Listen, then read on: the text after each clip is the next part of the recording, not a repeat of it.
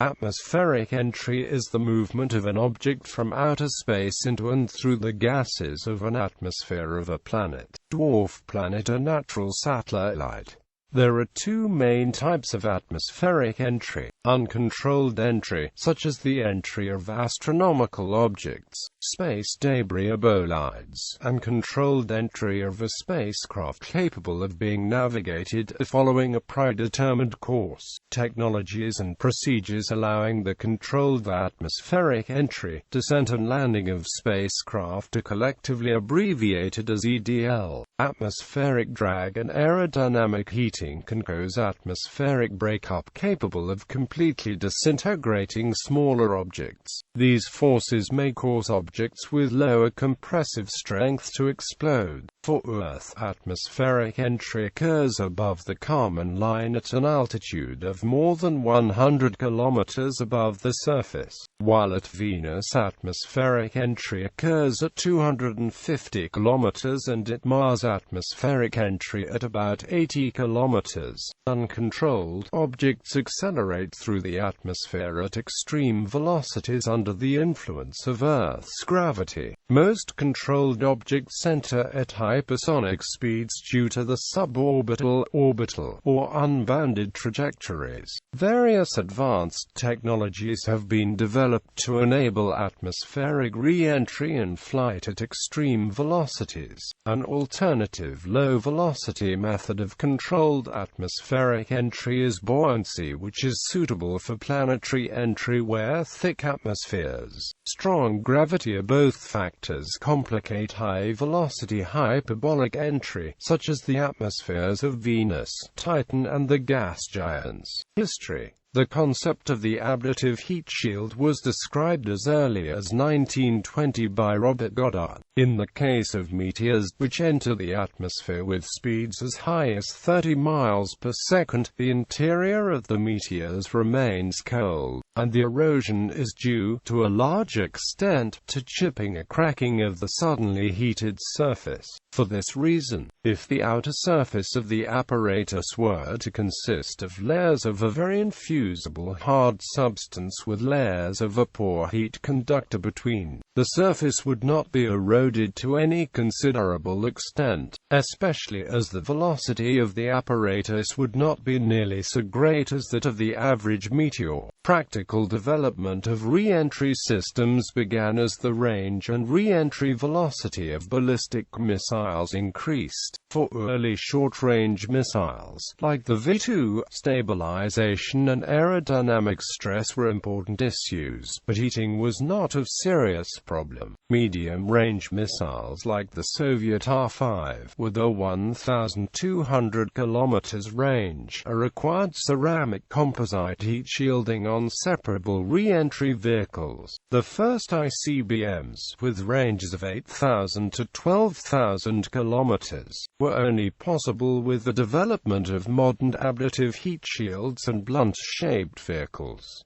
In the USA, this technology was pioneered by H. Julian Allen at Ames Research Center. Terminology, definitions and jargon. Over the decades since the 1950s, a rich technical jargon has grown around the engineering of vehicles designed to enter planetary atmospheres. It is recommended that the reader review the jargon glossary before continuing with this article on atmospheric re-entry. When atmospheric entry is part of a spacecraft landing or recovery, particularly on a planetary body other than Earth, entry is part of a phase referred to as entry, descent and landing, or EDL. When the atmospheric entry returns to the same body that the vehicle had launched from, the event is referred to as re-entry. Blunt body entry vehicles. These four shadowgraph images represent early re-entry vehicle concepts. A shadowgraph is a process that makes visible the disturbances that occur in a fluid flow at high velocity, in which light passing through a flowing fluid is refracted by the density gradients in the fluid, resulting in bright and dark areas on a screen placed behind the fluid. In the United States, H. Julian Allen and A. J. Eggers, Jr., of the National Advisory Committee for Aeronautics made the counterintuitive discovery in 1951 that a blunt shape made the most effective heat shield. From simple engineering principles, Allen and Eggers showed that the heat load experienced by an entry vehicle was inversely proportional to the drag coefficient i.e., the greater the drag, the less the heat load. If the re-entry vehicle is made blunt, air cannot get out of the way quickly enough, and acts as an air cushion to push the shock wave and heated shock layer forward. Since most of the hot gases are no longer in direct contact with the vehicle, the heat energy would stay in the shocked gas and simply move around the vehicle to later dissipate into the atmosphere. The Allen and Eggers discovery, though initially treated as a military secret, was eventually published in 1958.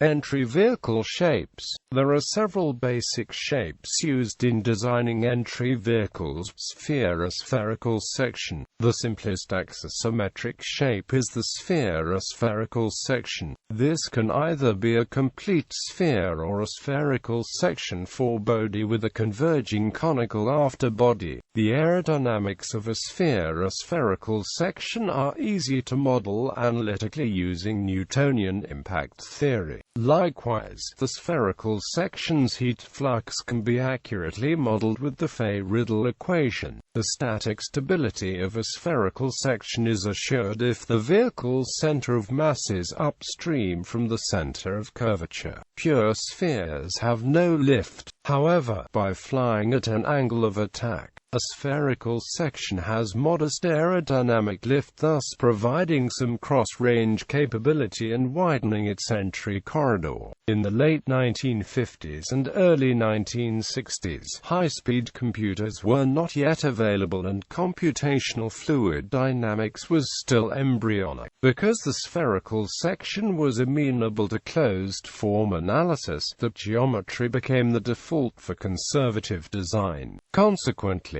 manned capsules of that era were based upon the spherical section. Pure spherical entry vehicles were used in the early Soviet Vostok and Voskhod and in Soviet Mars and Venera descent vehicles. The Apollo Command Service Module used a spherical section forebody heat shield with a converging conical afterbody. It flew a lifting entry with a hypersonic trim angle of attack of -27 degrees to yield an average LD of 0.368. This angle of attack was achieved by precisely offsetting the vehicle's center of mass from its axis of symmetry. Other examples of the spherical section geometry in manned capsules are Soyuz, Zond, Gemini and Mercury. Even these small amounts of lift allow trajectories that have very significant effects on peak G-force trajectory to 4 to 5 grams, as well as greatly reducing the peak re-entry heat.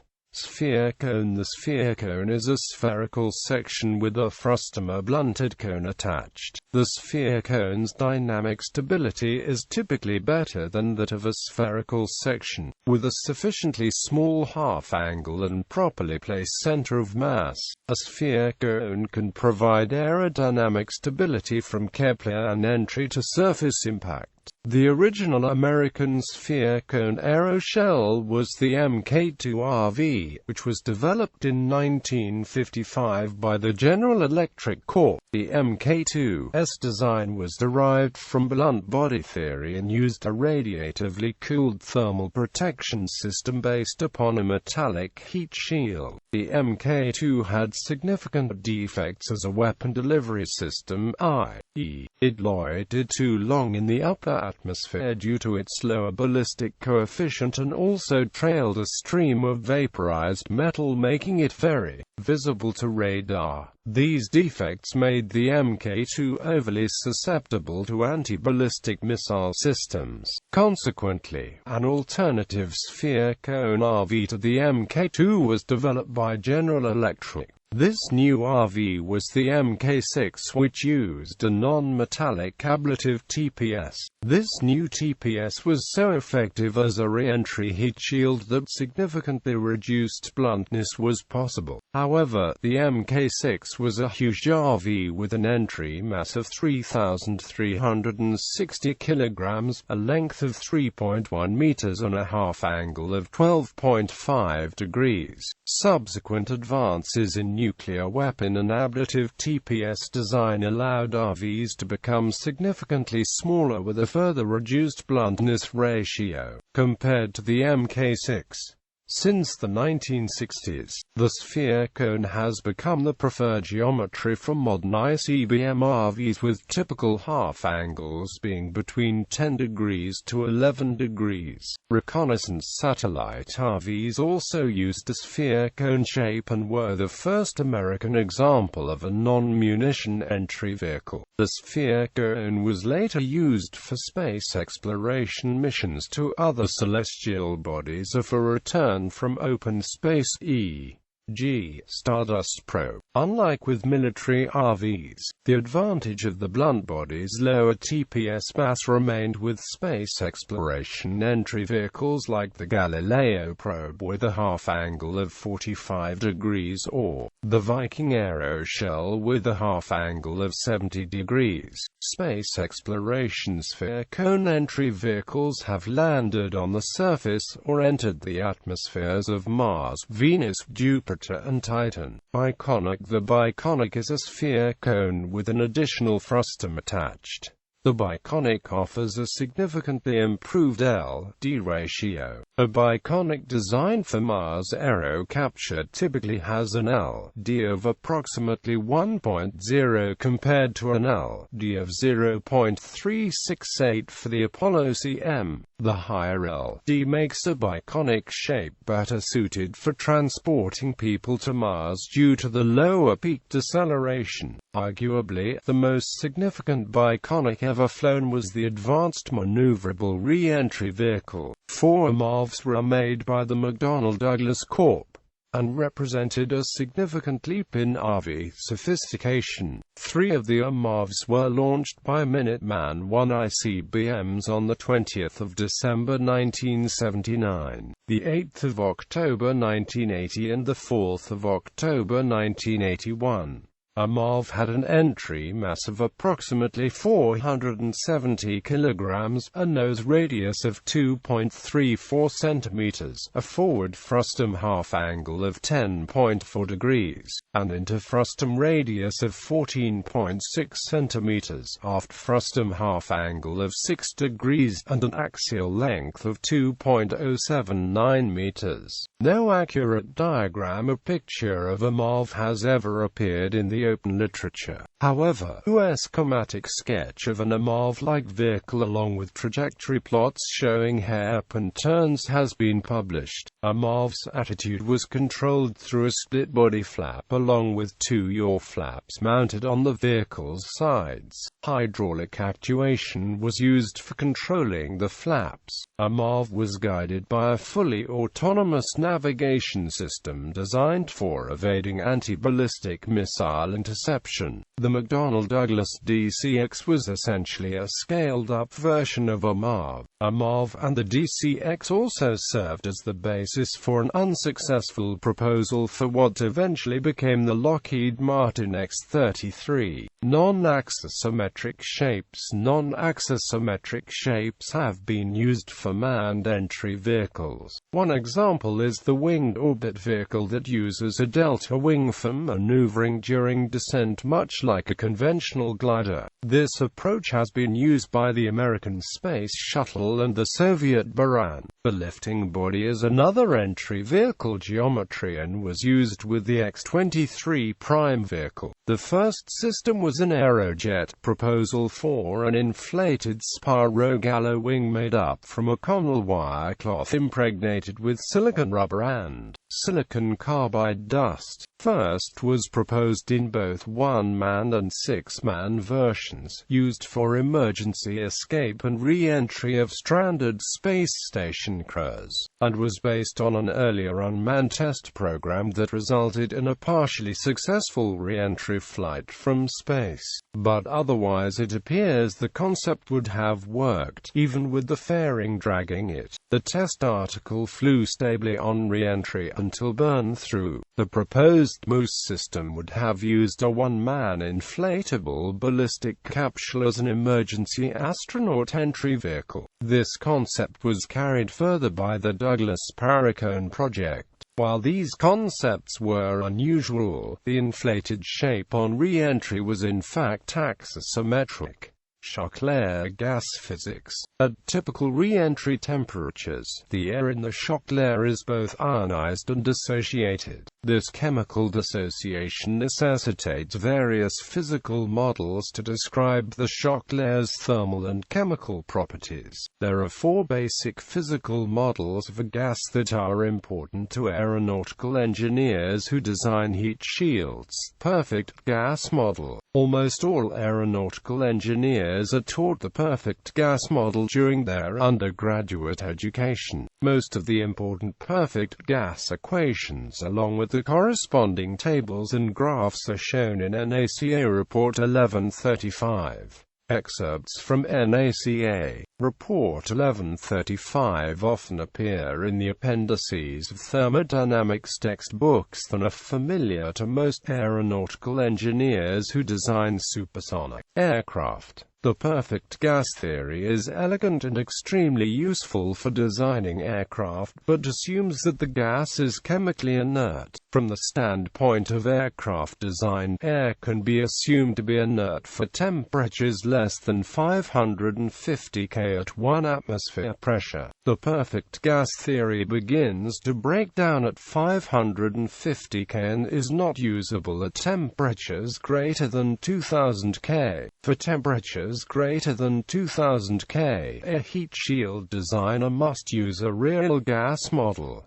Real gas model. An entry vehicle's pitching moment can be significantly influenced by real gas effects. Both the Apollo CM and the Space Shuttle were designed using incorrect pitching moments determined through inaccurate real gas modeling. The Apollo CM's trim angle of attack was higher than originally estimated, resulting in a narrower lunar return entry corridor. The actual aerodynamic center of the Columbia was upstream from the calculated value due to real gas effects. On Columbia's maiden flight, astronauts John W. Young and Robert Crippen had some anxious moments during re-entry when there was concern about losing control of the vehicle. An equilibrium real gas model assumes that a gas is chemically reactive, but also assumes all chemical reactions have had time to complete and all components of the gas have the same temperature. When air is processed by a shock wave, it is superheated by compression and chemically dissociates through many different reactions. Direct friction upon the re-entry object is not the main cause of shock layer heating. It is caused mainly from isentropic heating of the air molecules within the compression wave. Friction-based entropy increases of the molecules within the wave also account for some heating. The distance from the shock wave to the stagnation point on the entry vehicle's leading edge is called shock wave standoff. An approximate rule of thumb for shock wave standoff distance is 0.14 times the nose radius. One can estimate the time of travel for a gas molecule from the shock wave to the stagnation point by assuming a free stream velocity of 7.8 km per second, and a nose radius of 1 meter, i.e. time of travel is about 18 microseconds.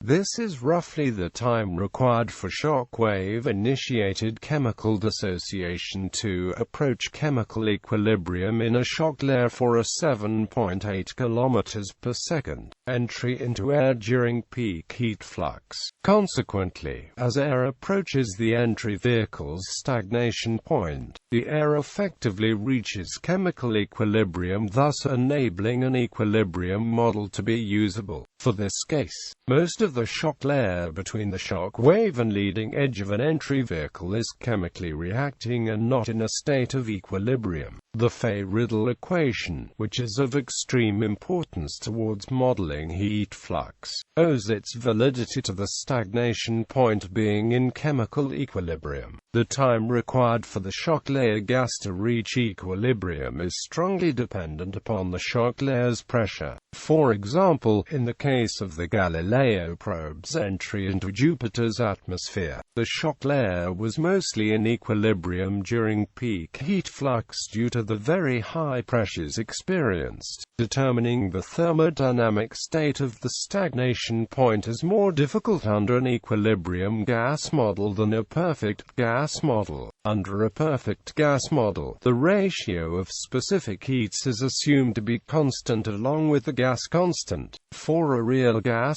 the ratio of specific heats can wildly oscillate as a function of temperature. Under a perfect gas model, there is an elegant set of equations for determining thermodynamic state along a constant entropy streamline called the isentropic chain. For a real gas, the isentropic chain is unusable and a Mollier diagram would be used instead for manual calculation. However, graphical solution with a Mollier diagram is now considered obsolete with modern heat shield designers using computer programs based upon a digital lookup table or a chemistry-based thermodynamics program. The chemical composition of a gas in equilibrium with fixed pressure and temperature can be determined through the Gibbs free energy method. Gibbs free energy is simply the total enthalpy of the gas minus its total entropy times temperature. A chemical equilibrium program normally does not require chemical formulas or reaction rate equations. The program works by preserving the original elemental abundances specified for the gas and varying the different molecular combinations of the elements through numerical iteration until the lowest possible Gibbs free energy is calculated. The database for a Gibbs free energy program comes from spectroscopic data used in defining partition functions. Among the best equilibrium codes in existence is the program Chemical Equilibrium with Applications, which was written by Bonnie J. McBride and Sanford Gordon at NASA Lewis.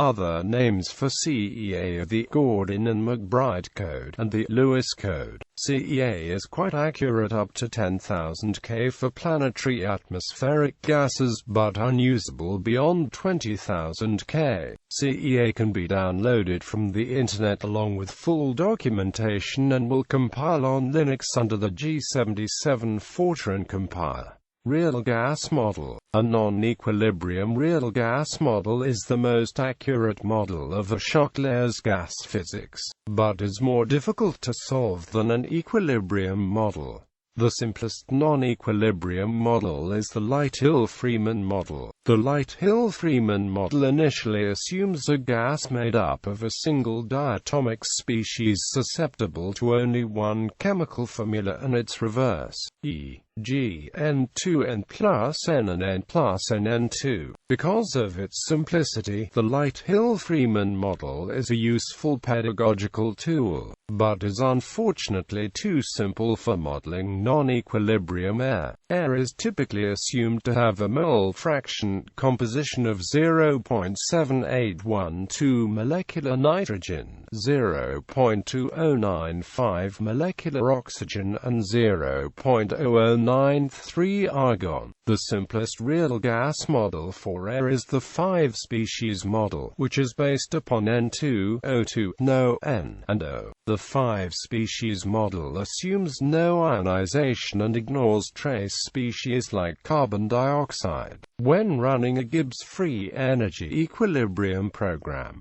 The iterative process from the originally specified molecular composition to the final calculated equilibrium composition is essentially random and not time-accurate. With a non-equilibrium program, the computation process is time-accurate and follows a solution path dictated by chemical and reaction rate formulas. The 5-species model has 17 chemical formulas. The Light-Hill-Freeman model is based upon a single ordinary differential equation and one algebraic equation. The 5-species model is based upon 5 ordinary differential equations and 17 algebraic equations. Because the 5 ordinary differential equations are loosely coupled, the system is numerically stiff and difficult to solve. The 5-species model is only usable for entry from a low Earth orbit where entry velocity is approximately 7.8 km per second. For lunar return entry of 11 km per second, the shock layer contains a significant amount of ionized nitrogen and oxygen. The 5-species model is no longer accurate and a 12-species model must be used instead. High-speed Mars entry, which involves a carbon dioxide, nitrogen and argon atmosphere, is even more complex, requiring a 19-species model. An important aspect of modeling non-equilibrium real gas effects is radiative heat flux. If a vehicle is entering an atmosphere at very high speed and has a large nose radius, then radiative heat flux can dominate TPS heating. Radiative heat flux during entry into an air or carbon dioxide atmosphere typically comes from asymmetric diatomic molecules, e.g., cyanogen, carbon monoxide, nitric oxide, single ionized molecular nitrogen, etc. These molecules are formed by the shock wave dissociating ambient atmospheric gas followed by recombination within the shock layer into new molecular species. The newly formed diatomic molecules initially have a very high vibrational temperature that efficiently transforms the vibrational energy into radiant energy, i.e., radiative heat flux. The whole process takes place in less than a millisecond, which makes modeling a challenge. The experimental measurement of radiative heat flux along with theoretical calculation through the unsteady Schrödinger equation are among the more esoteric aspects of aerospace engineering. Most of the aerospace research work related to understanding radiative heat flux was done in the 1960s, but largely discontinued after conclusion of the Apollo program. Radiative heat flux in air was just sufficiently understood to ensure Apollo's success. However, radiative heat flux in carbon dioxide is still barely understood and will require major research. Frozen gas model. The frozen gas model describes a special case of a gas that is not in equilibrium. The name frozen gas can be misleading. A frozen gas is not frozen like ice is frozen water. Rather, a frozen gas is frozen in time. Chemical reactions are normally driven by collisions between molecules. If gas pressure is slowly reduced such that chemical reactions can continue, then the gas can remain in equilibrium. However, it is possible for gas pressure to be so suddenly reduced that almost all chemical reactions stop. For that situation, the gas is considered frozen. The distinction between equilibrium and frozen is important because it is possible for a gas such as air to have significantly different properties. For the same thermodynamic state, e.g., pressure and temperature, frozen gas can be a significant issue in the wake behind an entry vehicle. During re-entry, free stream air is compressed to high temperature and pressure by the entry vehicle's shockwave. Non-equilibrium air in the shock layer is then transported past the entry vehicle's leading side into a region of rapidly expanding flow that causes freezing. The frozen air can then be entrained into a trailing vortex behind the entry vehicle. Correctly modeling the flow in the wake of an entry vehicle is very difficult. Thermal protection shield heating in the vehicle's afterbody is usually not very high, but the geometry and unsteadiness of the vehicle's wake can significantly influence aerodynamics and particularly dynamic stability.